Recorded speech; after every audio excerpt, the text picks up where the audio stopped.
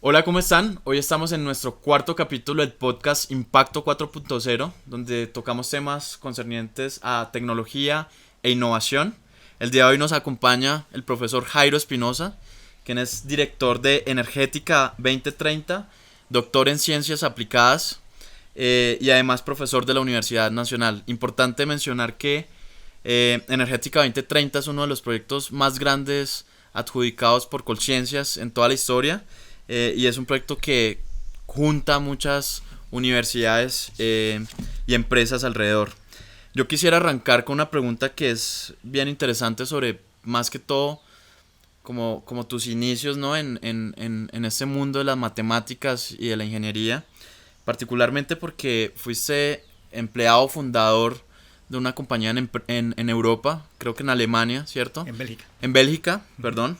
Entonces me gustaría que me contaras un poquito sobre esa experiencia de ser empleado fundador de una compañía en Europa, pero además porque esa compañía nace en el 99, 1999, Ujú. y lo interesante del asunto es que es una compañía de la industria 4.0, donde en esa época ni siquiera existía el nombre Industria 4.0. 4.0. Entonces es interesante cómo desde hace mucho tiempo arrancas ese camino, ¿no?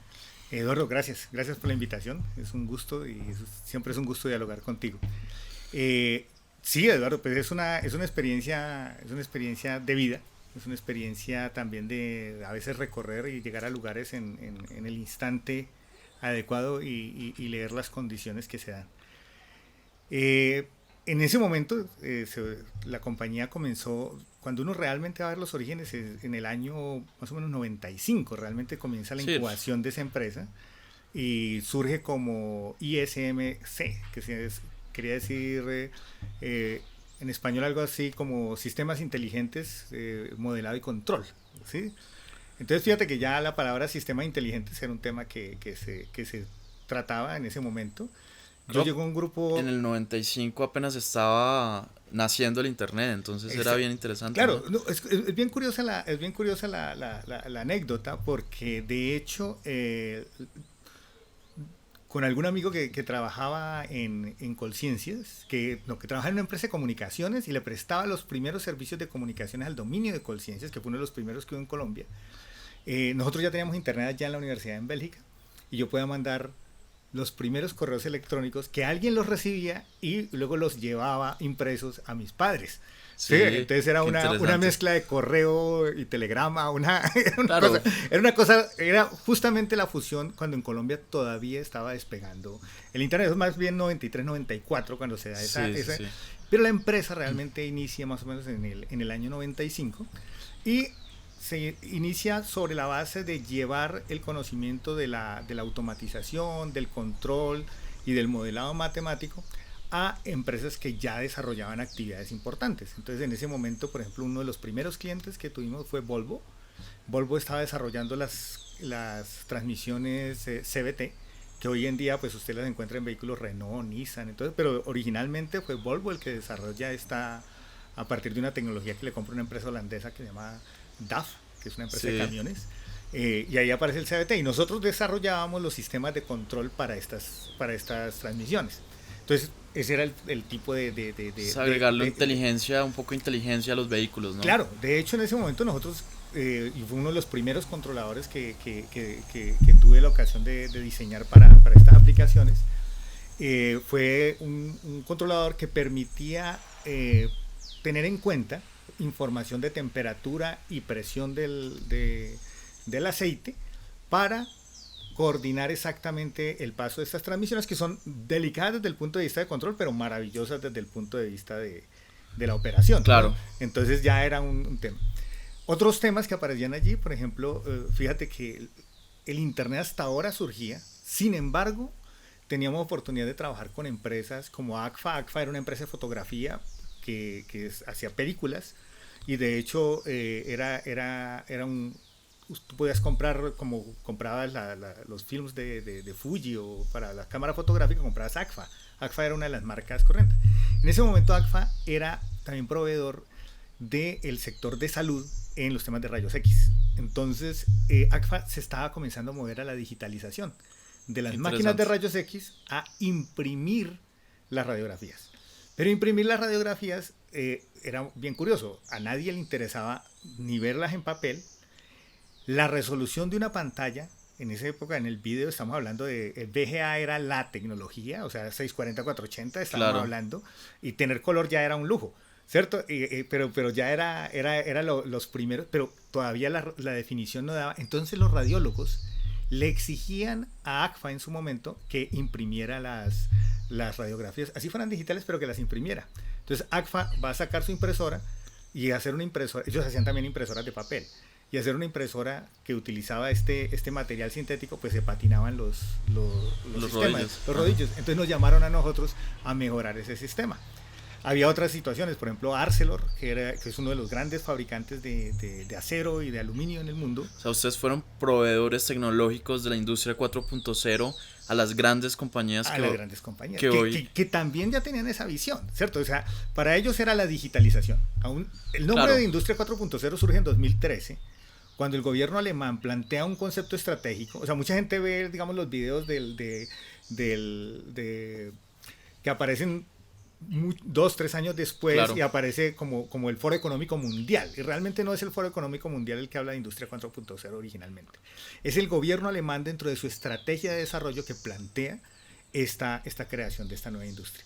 Entonces, fíjate que realmente el colocar el nombre fue poner una sombrilla sobre algo que ya venía en curso, ¿cierto? O sea, al mismo tiempo que nosotros estábamos ya en ese departamento, estamos hablando desde el año 1993, nosotros ya trabajábamos redes neuronales. Y ya implementábamos tecnologías que hoy en día, claro, son como tecnología que comienza a ser corriente y de consumo, pero ya nosotros la probábamos y la utilizábamos en ese momento. Que hoy en día, por decirlo así, es como la moda, ¿no? Es decir, moda.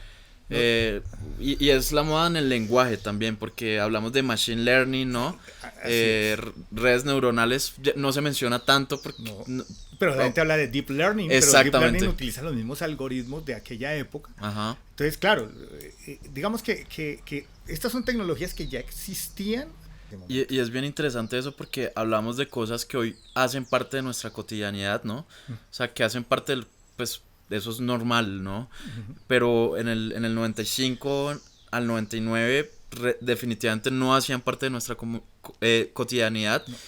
Y iba a ser lo que marcaría el futuro de toda nuestra cotidianidad actual.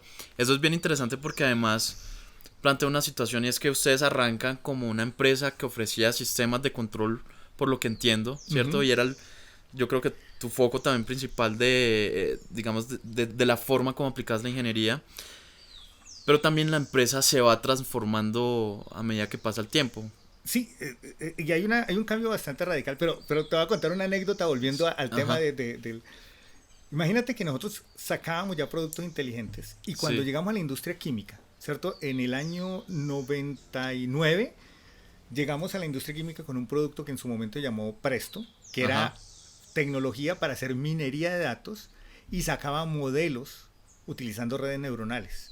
Y nos tocó ocultar el hecho de que usábamos redes neuronales, porque la gente no creía en las redes neuronales en ese momento. Hoy en día usted habla de redes neuronales o habla de aprendizaje de máquina y todo el mundo le compra. Claro. En aquella época le tocaba ocultarlo porque la gente decía, yo no confío en eso, no te creo, no confío en eso. Entonces, muchas veces incluso nos tocó mostrar y crear tecnologías que nos permitían mostrar que usted podía arrancar con una solución conocida y llegar a soluciones mejores utilizando este tipo de tecnologías. Entonces, esa es una transformación desde el punto de vista de tecnología y cómo hablas el lenguaje de la tecnología y cómo a veces la tecnología no necesariamente la gente la percibe como algo bueno o así sea tecnología más avanzada. Al final... se percibe con cautela y particularmente la industria es tremendamente conservadora porque te dice, si funciona no lo toques, ¿cierto? Pero la competencia también comienza a decir, me tengo que mover y tengo que probar cosas nuevas. Ya no te sirve la receta, porque estás comenzando a cocinar con recetas que son variables. Entonces necesitas comenzar a conocer más. Y ahí es donde la matemática comienza a jugar un papel. Porque la matemática te da la posibilidad de entender qué estás haciendo, uno, y dos, de predecir qué puede pasar sí. Claro. Y ese es el poder que comienza a ganar en ese momento. Podríamos decir que trabajaste en una empresa de la industria 4.0 y fuiste fundador de todo eso que se hizo cuando la industria 4.0 ni siquiera se llamaba industria 4.0 porque no existía el concepto. Y de ahí, digamos que la importancia de comenzar a aplicar matemática en procesos pues, de ingeniería, ¿no? Ahora, interesante también que luego de eso viniste a Colombia, ¿cierto? Regresaste a Colombia y comienzas a entrar en el mundo de la academia, ¿cierto? Yo quisiera preguntar, luego de haber tenido esa experiencia de estar tan relacionado con la industria, ¿cómo se llega a Colombia y cómo se comienza un camino de ingreso pues a la academia, ¿no? Bueno, realmente no es muy exacta la descripción, no es cambiar de uno a otro. Claro, Digamos que la academia yo nunca la abandoné. Me sí, explico, yo comencé a enseñar incluso antes de terminar mi pregrado, ya comencé a estudiar, ya comencé a enseñar en la universidad. Sí, sí, yo sí, sí. dictaba, tenía algunos cursos, algunas clases. Yo, pero siempre para mí O sea, nunca han estado nunca han separados. estado separados. De hecho, hay unas anécdotas curiosas cuando yo comencé a estudiar en la universidad y cuando estaba en tercer semestre comencé a trabajar en una empresa como programador, Sí, sí, sí. ¿cierto? Y de ahí en adelante mi vida siempre ha estado muy centrada en el experimentar. Experimentar para mí ha sido... Fundamental. sí, de hecho en la universidad teníamos un término que era grupos de cacharreo, se llamaban, ¿cierto? Y nosotros teníamos un grupo de cacharreo. Sí, sí, sí. Pero claro, hacer ciencia en aquella época en Colombia, nadie te pagaba, olvídate, o sea, las becas de maestría, de doctorado no existían, las maestrías estaban comenzando y que te pagaran por investigar era impensable. Sí, Entonces había una cosa muy curiosa y era, nosotros vivíamos en un mercado de abundancia. Y ese mercado de abundancia, los ingenieros electrónicos, algunos ni siquiera nos graduábamos y ya teníamos trabajo, todo el que quisiéramos. Entonces, yo hacía algo muy curioso. También el empleo era de mejor calidad en claro. aquella época. Entonces, yo trabajaba 11 meses o 12 meses, ¿cierto? Renunciaba, cobraba las cesantías y con la plata de las cesantías me dedicaba a experimentar 1 o 2 meses en alguna idea que tenía y luego conseguí otro empleo, ¿cierto? O Súper sea, era interesante. un poco un millennial, pero Sí, un 30 años antes, ¿cierto? interesante porque pues cuando me decís eso pues yo lo relaciono a lo que hoy A lo que hoy sucede. sucede, es Sí, cierto. Pero bueno, era lo que pasaba en aquella sí, época, pues. Y yo elegía eso, pues, era lo que me salía, ¿no? Era mi súper. espíritu y punto, ¿cierto? Cuando la gente me pregunta a mí en los años, ¿yo qué soy? Yo soy artesano. Sí, Sí, sí, sí. de hecho tengo una carpintería aquí, Sí, sí, yo soy artesano, sí, y me gusta aprender cómo funcionan las cosas, ¿cierto? O sea, he aprendido a cambiar el aceite al carro, así como arreglo un televisor o como arreglo, esa era digamos, mi vocación es artesano. filosofía. Sí, en el fondo yo me siento eso, ¿cierto? Entonces, bajo esa figura yo comienzo, y yo siempre encuentro el hacer muy importante. Entonces, cuando yo llego a la universidad y comienzo a dictar algunas cátedras, claro, busco esta.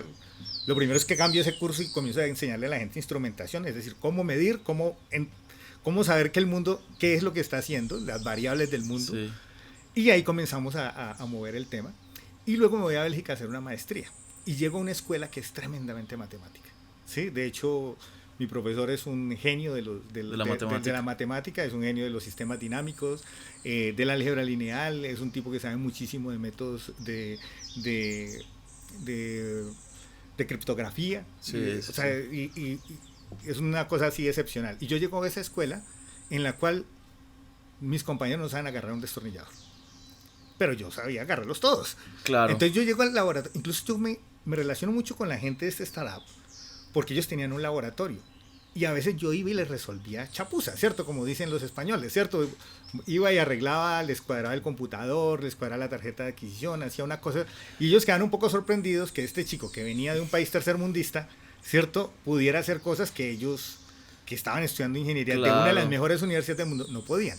Yo de otro lado tenía que trasnochar para aprender toda la matemática que no había aprendido en la universidad, en el colegio, porque además no me gustaba, ¿cierto? Entonces, Que es entonces dije yo, bueno, vamos a ver cómo vamos. Y en esos dos mundos, fíjate que yo me mantuve siempre, de un lado, hablando con la industria, porque ya, mientras hacía la maestría, mientras hacía el doctorado, estaba pegado a cosas de la industria, pero yo tenía que dar mis cuentas en una escuela que era tremendamente teórica. Entonces, ahí comienza a crecer una competencia, una habilidad para hacer modelos matemáticos. ¿Cómo logro que esta realidad ¿cierto? La pueda yo explicar en términos matemáticos y cómo logro predecir desde la matemática lo que va a pasar con esta realidad. Que yo creo que, agregando, hace parte fundamental, digamos, del impacto que has podido tener en todo lo que venía a continuación, porque particularmente pudo haber sido muy práctico, ¿no? Entonces el hecho de haber llegado a esta universidad y haberse enfrentado a tanta dificultad matemática y tanta complejidad, definitivamente cambió y unió como ese mundo del hacer, ¿no? Con ese mundo del predecir y de entender de una forma objetiva el mundo. Claro. Y entonces, fíjate que yo entendí que la matemática no sustituye el hacer, pero sí te reduce la cantidad de ensayos que tienes que hacer. O sea, el ensayo de error no te lo va a quitar nadie. Sí. Siempre hay que hacerlo. Hay que, como digo yo, hay que hacer las cosas rápido para equivocarse rápido y corregir rápido. La ventaja que te da la matemática es que te dice qué no hacer, para que no pierdas el tiempo ni recursos haciendo eso, ¿cierto? Es como en bioinformática, cuando la gente te habla de bioinformática y te dice es el futuro y todo, ¿qué hace la bioinformática? Te reduce el número de experimentos que tienes que hacer in vitro o con animales o lo que tengas que hacer para poder obtener un medicamento. ¿Sí? No es que esté sustituyendo todo ese mundo, no. Lo que te está reduciendo mediante esa matemática es la cantidad de ensayos que tienes que hacer. Entonces, en definitiva, fíjate que nunca hubo una separación. Cuando yo estaba haciendo la maestría, el doctorado, cuando estaba trabajando con la empresa, yo venía en mis vacaciones a dictar cursos de maestría a la universidad. Entonces, los dos mundos siempre estuvieron de lado. Pero a veces, y como me lo decía en estos días un antiguo estudiante mío, uno a veces le pone a la vida una cantidad de reglas y la vida le pone uno, a veces le dice uno, téngalas, ¿ahora qué va a hacer con eso? Yo alguna vez dije, yo estaba muy cómodo, digamos, en Europa, estaba trabajando en la empresa, estaba contento con todo, y alguna vez solté esta frase: si alguna vez regreso en mi vida a Colombia, regresaría a Medellín, ¿cierto? No soy de Medellín, ni había vivido en Medellín, venía ocasionalmente de visita, me gustaba. Yo creo que como muchas personas que hemos terminado aquí. Yo tampoco, ¿cierto? Soy de acá y bueno, la misma. Por eso lo comparto, porque sé que el caso tuyo es similar en ese sentido. Y segundo, dije, si yo regreso a Colombia, me gustaría volver a trabajar con la Universidad Nacional de Colombia. Y en un año, las dos cosas resultan. Hay una convocatoria de la Universidad Nacional, decido venir, y vengo con una figura muy bonita que tiene el gobierno belga, ¿cierto? Yo cuento pues con el apoyo. Con el apoyo. Yo soy ciudadano belga ya también, o sea, yo tengo las dos nacionalidades. Y cuando estás en Bélgica tú puedes pedir un año sabático. El gobierno te reconoce como un subsidio de desempleo en ese año sabático y la empresa te guarda el empleo. Buenísimo. Claro. Entonces, en ese año sabático surge la posibilidad yo entro en concurso en la nacional, gano el concurso y la duda, ¿no? Estoy establecido, tengo una familia, estoy en Europa, ¿regreso o no regreso? Esto era lo que se estaba pidiendo, ¿cierto? Entonces dije, pues, ¿y un sabático? Está todo, o sea, ahí sí el universo conspiró, como dicen muchas personas, y tomé la decisión.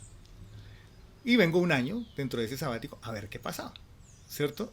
Y en ese año pues redescubrí muchas cosas que echaba de menos y que sabía que también eran importantes para la formación de mis hijos. Y ya tomo la decisión de quedarme. De volver. También bajo un panorama un poco distinto, porque yo también dije, yo no regreso a Colombia mientras no haya recursos para investigación. Yo me encuentro con un profesor de la Universidad Nacional en un congreso, el profesor Hernán Álvarez, y él lleva un grupo de estudiantes ya bastante grande y de alguna manera me muestra que ya era posible volver, ¿cierto? Entonces yo digo, vamos, hay camino, volvamos y volvamos a ver qué hacemos. Y hay una cantidad de personas que comienzan nuevamente. Entonces, claro, yo les digo, venga, yo tengo esta experiencia, ¿por qué no buscamos? Y tratamos de comenzar a conectar todas esas cosas, ¿cierto? Y así vamos abriendo camino y conectando y hablando con empresas que estaban comenzando, por ejemplo, unidades de investigación y desarrollo que hoy ya están consolidadas. Les ayudamos con estos diálogos que a veces son a veces anecdóticos, pero también valiosos, a ubicar cómo podían montar unidades de investigación y desarrollo, y comenzamos a hacer una cooperación con la industria y al mismo tiempo a fortalecer también una academia, ¿cierto? Que a veces, curiosamente, fíjate que a veces muchas personas regresan a la universidad a dictar clase y dicen, pero es que como yo nunca usé eso, yo eso no lo voy a enseñar, eso no sirve. Y resulta que es que la experiencia que nosotros tenemos en la práctica, muchas veces anecdótica, comparado con cuán vasto es el conocimiento y cuántas oportunidades se abren. Que ahí hay una pregunta interesante porque recuerdo cuando entré también a estudiar, ¿cierto? Una ingeniería, muchas personas que estaban a mi alrededor, cuando comenzaba a ver la base de fundamentación matemática, me mencionaban, chévere, vea eso, pero eso no le va a servir después, ¿no? Y es como curioso porque creo que probablemente por mucho tiempo en Colombia quizás no funcionó después, o sea, realmente no servía después por la calidad de empleos y por lo que veníamos haciendo desde el punto de vista de la industria. Pero lo bonito del tema es que de cierta forma la industria 4.0, digamos que, y también el nuevo mundo y lo que venías haciendo en Europa, que acá quizás era un poco ignorado, comienza a darle peso a precisamente esa fundamentación matemática. Yo hoy en día, desde la empresa, una de las principales decisiones para que alguien entre, no me interesa qué conocimientos tenga de un software o de lo que sea, sino que tenga una buena base de matemática, porque eso es fundamental para aprender cualquier cosa. Entonces, realmente, por un lado, ¿qué opinión tenés respecto a ese comentario de que yo no estoy de acuerdo, pero me gustaría escuchar como ese comentario de que realmente la matemática no la vas a usar después, no va a funcionar? Ajá. Mira, yo creo que la matemática ha sido, en la historia de la ingeniería y del ejercicio de la ingeniería, esta ha sido una discusión muy fuerte, pero yo creo que particularmente en el tiempo que vivimos, es algo que cada vez va quedando más y más atrás. Yo entiendo lo que podía pensarse antes, sí, porque las herramientas evolucionaban muy lentamente. Entonces, tú podías equiparar el comprender cómo funcionaba con el entrenamiento para hacer que funcionara. Uh-huh. Y los dos no tenían mayor diferencia a la hora de la aplicación, ¿cierto? Porque era un mundo relativamente estático con pocos cambios. Pero si tú miras, ¿sí?, en el mundo en el que nos enfrentamos, en el cual el ritmo en que cambian las cosas, yo te diría que es lo único que no cambia, ¿sí? Las ciencias básicas. Sí, absolutamente. ¿Sí? Los otros elementos son elementos anecdóticos de conocimiento, y son buenas prácticas que se vuelven momentáneas o temporales, ¿cierto? Yo creo que tú tuviste la ocasión y has tenido la ocasión de vivir en tu educación, viviste como esa transición que la estamos viviendo, digamos, en la ingeniería eléctrica, es un caso. La ingeniería eléctrica, yo les digo, yo no estudié ingeniería eléctrica porque me parecía súper aburrida. Sí. Y estudié ingeniería electrónica en tanto porque era la tendencia que sí tenía, claro, cambio. La ingeniería eléctrica se veía, y cuando tú ves la tecnología, desde principios del siglo XX hasta casi que la primera década del siglo XXI, las cosas no cambiaron fundamentalmente. Un transformador seguía siendo un transformador, un generador, las líneas de transmisión seguían siendo la línea, los métodos de cálculo seguían siendo exactamente los mismos, ¿cierto? Lo que ha venido a cambiar el panorama dentro de la ingeniería eléctrica ha sido la transición energética. Uh-huh, y la transición energética ha obligado a que hoy en día, ¿sí?, se tengan que adaptar nuevamente todas estas. Entonces el profesional que hoy en día, por ejemplo, se necesita, es un profesional completamente distinto al que teníamos hace 20 años. Antes creo que era un poco caja negra, ¿no? Es decir, por un lado desde la ingeniería eléctrica, antes era muy, el ingeniero electricista lo veíamos como el de poste, ¿no? El que se montaba a los postes a ver qué pasaba. Esa es una expresión sí, buena, claro. El de software era el que arreglaba los computadores. Entonces, al final, creo que por la forma en como se veía el mundo un poco cerrado y como no estábamos tan bien comunicados, de cierta forma para nosotros la ingeniería era cajas negras. Es decir, simplemente aprenda a usar lo que vos estabas creando en Bélgica, ¿no? Sí, exacto. Y ese era un tema. O sea, también la tecnología, tampoco nos creíamos nosotros capaces de crear la tecnología. Eso es súper importante. Y ese es un detalle muy importante. Tal vez una de las cosas que yo mejor me convencí en Europa era que nosotros también éramos capaces de hacer las cosas aquí, ¿sí? Y eso fue un elemento importantísimo, ¿cierto? De hecho, yo recuerdo cuando yo regreso con la opción, y yo vendía, entre comillas, la posibilidad.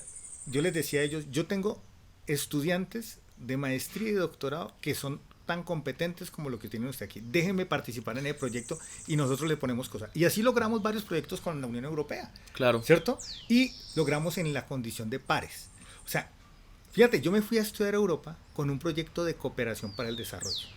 ¿Sí? Es decir, entre comillas, y pues con todo el respeto por estos países, porque para mí fue muy importante, pero entre comillas es como la limosna que dan estos países para que estos países no se queden tan mal, para que no estén en unas condiciones tan atrás. De hecho, ellos lo hacían porque en ese momento en el Tolima había pasado la tragedia del Nevado del Ruiz. Y realmente funcionaba, porque... Pues funcionó, sí, y nos claro. formamos varios, y montamos un posgrado en Ibagué, y formamos una cantidad de gente. Son cosas que funcionan, yo no estoy diciendo que no funcionen. Sí, funcionan, y fíjate que nos llevó a cambiar cosas.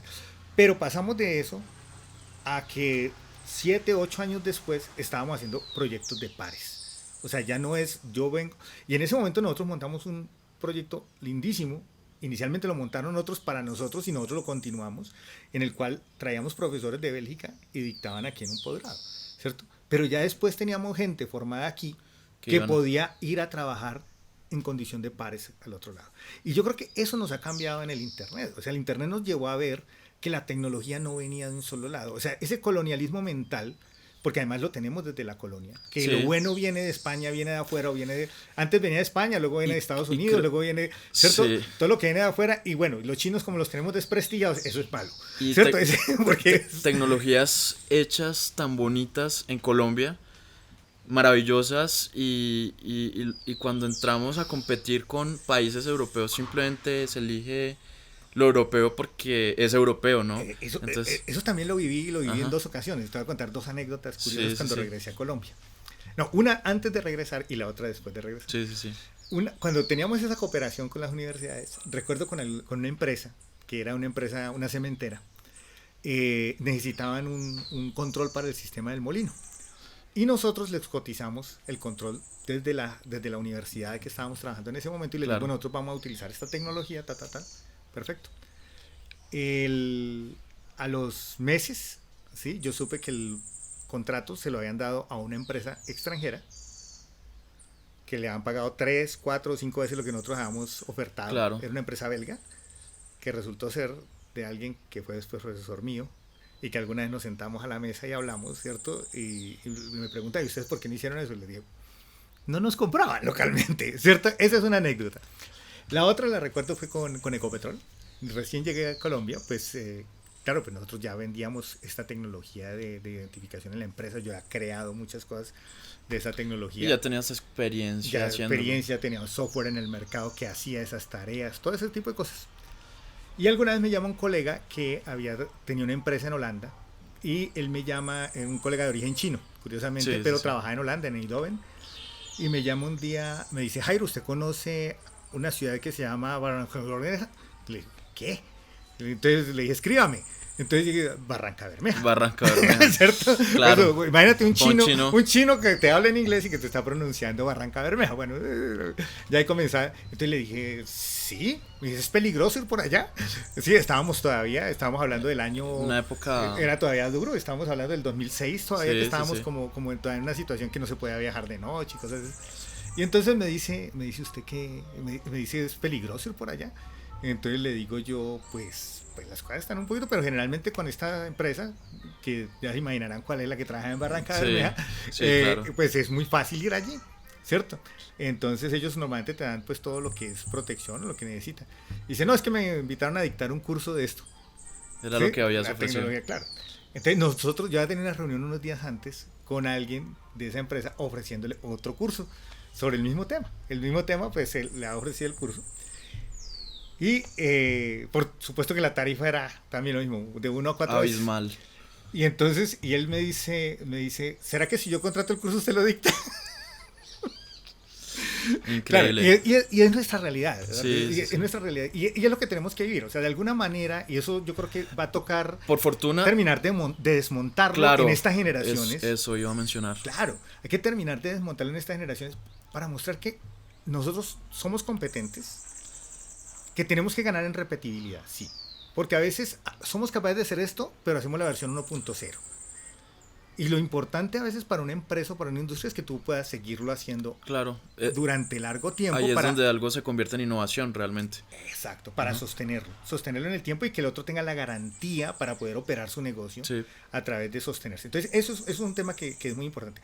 Pero el otro tema es creérnoslo, ¿cierto? Creérnoslo. Y creo que eso es lo que hemos también ganado en el tiempo aquí, ¿cierto? Cuando nosotros le hemos demostrado desde la universidad que nosotros somos capaces de hacer cosas iguales a las que les están ofreciendo, o a veces mejores Eso iba a mencionar, de las que les están ofreciendo. Que hasta mejores. Y tú trabajaste con nosotros en un proyecto que justamente lo hicimos para una empresa aquí con una tecnología que es increíble. Exacto, es tremendamente superior a lo que podían ofrecerles desde afuera, ¿cierto? Sí. Y además darnos cuenta que a veces empresas extranjeras ofrecen proyectos aquí que ellos mismos no han resuelto el problema, pero nos cobran el desarrollo para poderlo resolver. ¿Sí? Entonces a veces somos más duros juzgando a una empresa nacional, pidiéndole que nos pruebe y nos compruebe que el producto ya es capaz de hacer eso, pero a la multinacional los dejamos probar. Le dejamos que vengan a probar y le pagamos por probar. Sí. Sí, entonces ahí necesitamos, y eso es un tema que ya son 15 años trabajando en esto, ¿sí? Aquí en Colombia, tratando de que la gente cambie esa mentalidad. Por suerte yo creo que en Medellín llegué a un lugar que la gente se las cree. Y ese es el detalle importante. Porque muchas veces la gente me dice, ¿por qué usted no regresó a Bogotá, que tiene familia? Y yo les digo, en Medellín hay una diferencia, ¿cierto? La gente se las cree. Y aquí estamos muchas personas que no estamos en Medellín, pero tenemos que decir que afortunadamente, ¿cierto? Es una ciudad que cree en lo que se hace aquí.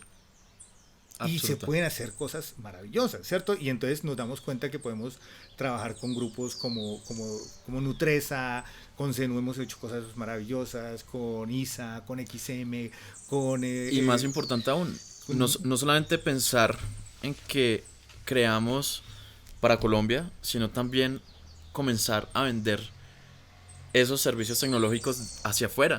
Y a veces es hasta más fácil que te crea alguien de afuera. Te voy a contar una historia de unos vecinos aquí aquí muy cerca hay una industria maravillosa, digo yo, porque la he visto crecer. Se llama New Aesthetic. New Aesthetic es uno de los grandes exportadores mundiales de dientes artificiales. Y eso no lo sabe casi nadie. No. Tienen tecnología top para hacerlo y nosotros hemos desarrollado algunas tecnologías para ellos en su producción. Sí. Tienen una concepción supremamente interesante. Cuando tú vas a ver, todavía hay historias, hay espacios que cuentan historias allí en la planta, ¿cierto? Hay una truchera. Si alguna vez estuvieron en el negocio, pasó por truchas. Sí. Hoy en día ellos venden suministros para dientes, venden anestésicos, tienen una planta de anestésicos que cumple con estándares internacionales y exportan a una gran cantidad de países, incluido Europa, ¿sí? Que les exige altísimos estándares, porque son medicamentos, están exportando medicamentos, ¿cierto? Entonces fíjate que ellos se lo han creído cuando hemos necesitado desarrollar tecnología que la podemos desarrollar. Recuerdo alguna vez un comentario del director de investigación y desarrollo, gerente de investigación y desarrollo, no recuerdo el cargo que tiene Omar, y recuerdo que alguna vez decía, mire, me vinieron a ofrecer unos reactores, ¿cierto? Y dijo, yo me voy a ir a comprar esas ollas a China. Sí, y fue y las trajo, ¿cierto? Y montaron los reactores y modificaron unos equipos. Recuerdo hace muchos años, una empacadora que han traído de China la modificaron, ¿sí? Y la mejoraron, ¿sí? Modificaron otros equipos que tenían para esterilización y los mejoraron. Y hoy en día, en una auditoría, ellos tienen equipos de altísima calidad, muchos de ellos modificados y creados dentro de la misma planta. Claro. Algunos en cooperación, claro, con nosotros, con la universidad, otros por sus propias unidades de investigación y desarrollo. Pero sí somos capaces, sí podemos hacerlo, ¿cierto? Y por fuera valoran lo que podemos hacer. Entonces tenemos que creernos mucho más lo que hacemos. Y yo creo que eso va creciendo en ciertos ecosistemas, ya la gente va conociendo, ¿cierto? Una industria, por ejemplo, como Senu, que también hemos hecho muchas cosas con ellos. Recuerdo que inicialmente comenzamos con un trabajo muy bonito era un curso, primero hicimos un curso de metodología de la investigación y el segundo fue de modelado matemático. Y en el curso de modelado matemático se incluyó personal de todo, de todas las categorías, desde personal de I+D que tenía ya doctorado, ¿cierto? Hasta personal de tecnología, ¿sí? Tecnólogos muy competentes, ¿sí? Porque es que cada uno tiene un conocimiento que es valioso, ¿cierto? Y curiosamente, a nosotros nos quedó el reto, recuerdo con el profesor Hernán Álvarez, cómo dictamos un curso que satisfaga todas esas necesidades. Y curiosamente planteamos un esquema en el cual les enseñábamos a manejar qué era una variable de entrada, qué era una variable de salida, qué era una variable de proceso. Y cada uno identificó un proceso, cómo lo podía mejorar, e hizo un modelo matemático, algunos más simples, otros menos. Y se mejoraron situaciones de cocción de alimentos, de empaques, de cosas, gracias a eso. Años después leería yo, cada uno debía plantear una mejora. Claro. ¿Sí? Años después me encontré yo por allá leyendo en un libro que hablaba del método Toyota de mejora de proceso. Y era básicamente plantear una hipótesis y probarla.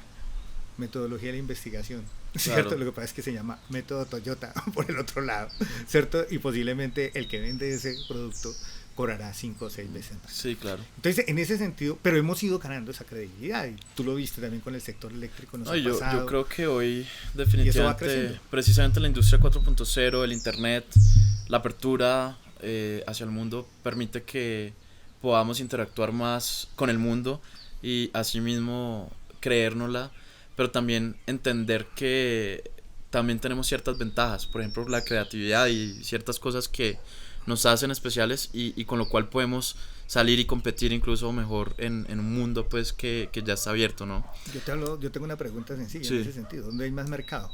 ¿En las zonas intertropicales o en las zonas templadas? Intertropicales o templadas, mercado... ¿Dónde hay más seres humanos? Ah, ya. Sí, claro. Claro, el poder adquisitivo todavía está concentrado pues en las zonas ya, digamos, en las septentrionales, ¿cierto?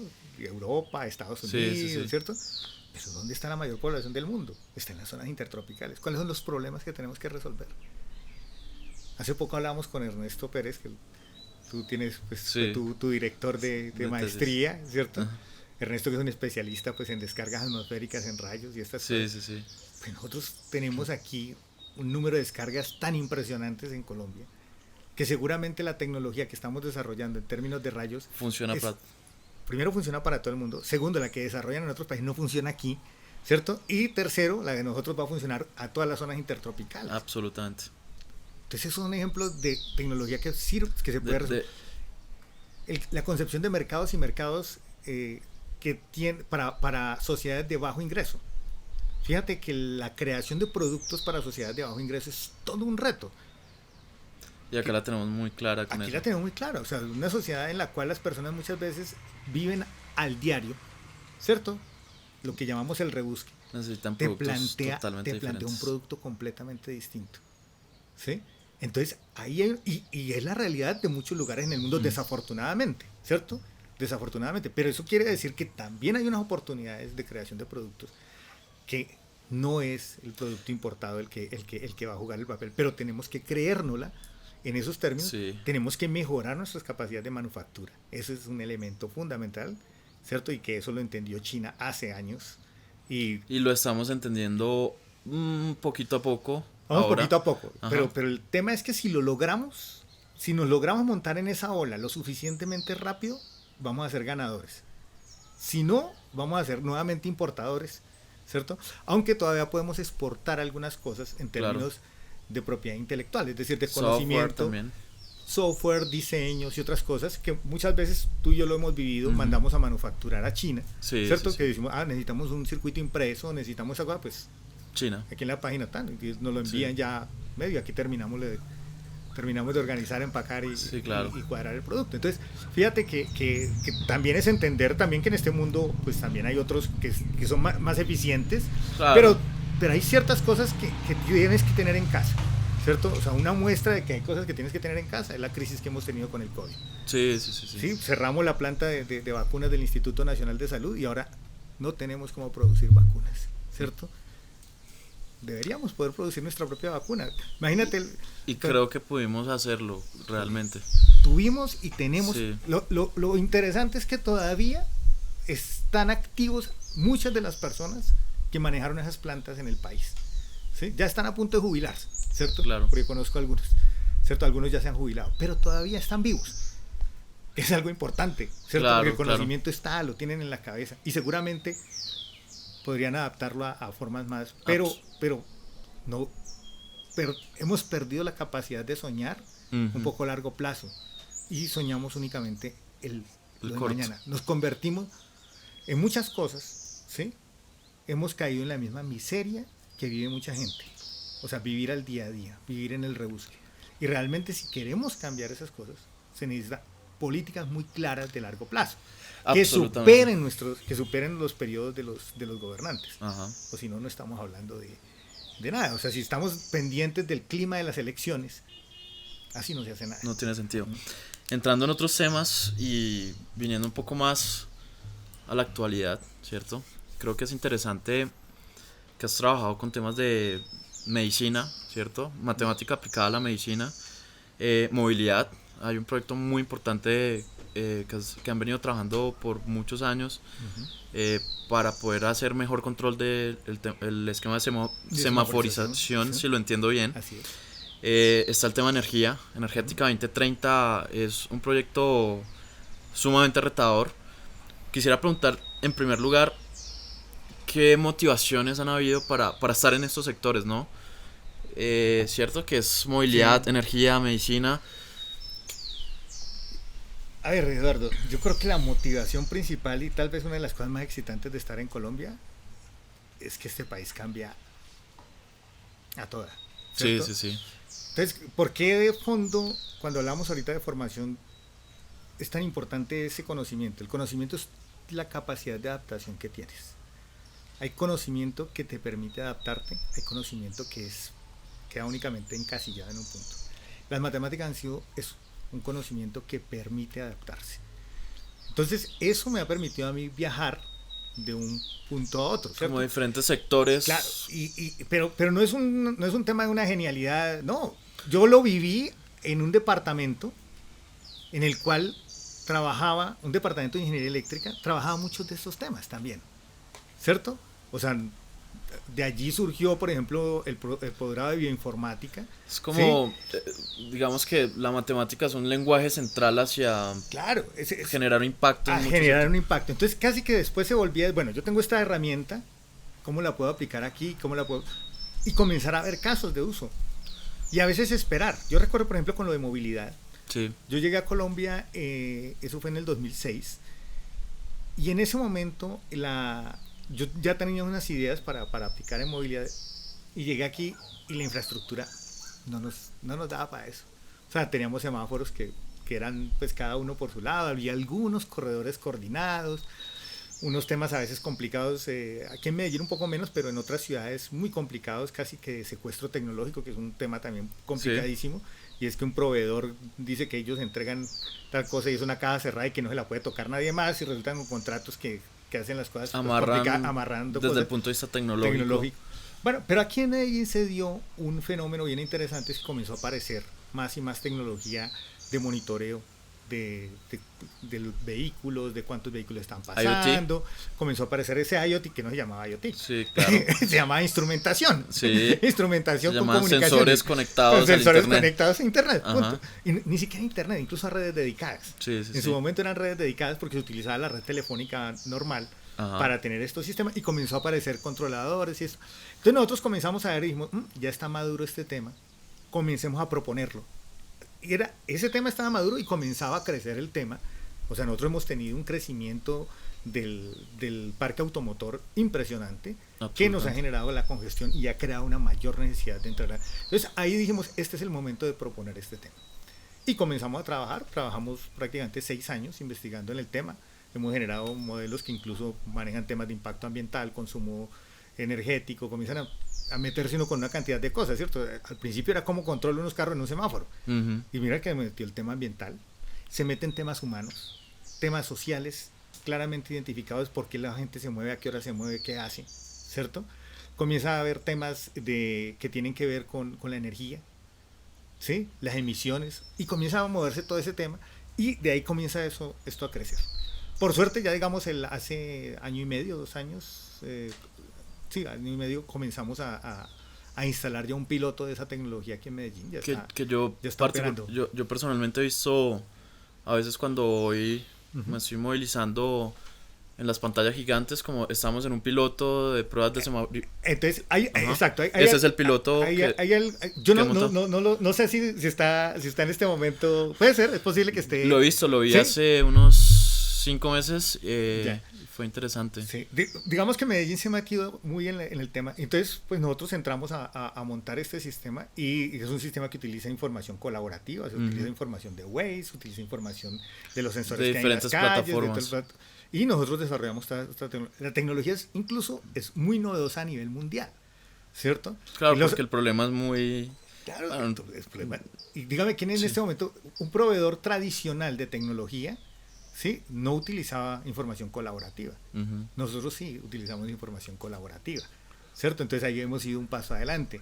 Hemos desarrollado algoritmos propios que sabemos desde el punto de vista matemático que son los mejores que podemos tener para ese tipo de condiciones, que esa es la ventaja de saber matemática. Claro. No es simplemente que ensayamos algo y nos fue mejor que, no, la matemática te permite saber cuándo puedes mejorar y cuándo no. Entonces eso nos ha dado ese mundo, ¿cierto? También nos hemos tenido que adaptar en ocasiones, ¿cierto? En ocasiones, y son las anécdotas. Fíjate, por ejemplo, que nosotros teníamos una investigación bastante adelantada en la parte de bioingeniería, ¿sí? En la parte de detección de señales. Incluso estábamos trabajando unos temas relacionados con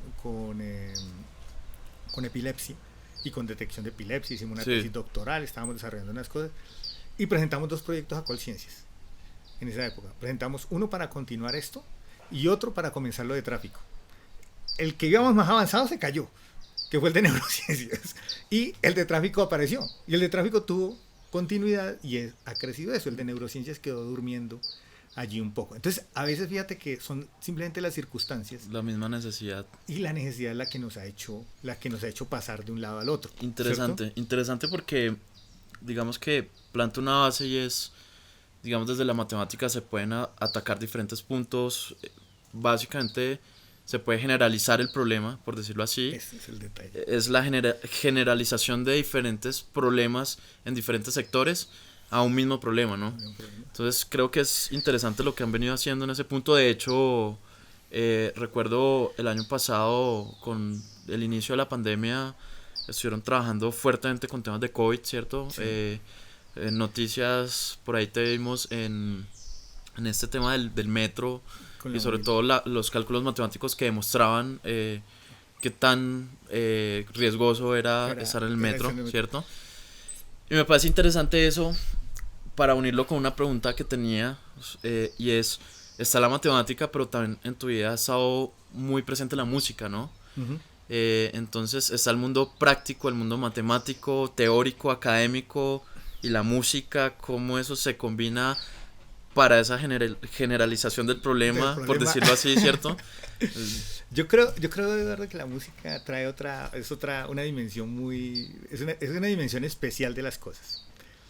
La música es lúdica, por encima de todo nació como lúdica para mí. También nació en una etapa muy temprana. Yo comencé a estudiar música a los 8 años. Sí. Tuve la suerte de crecer en la ciudad musical de Colombia, en Ibagué, que tiene un conservatorio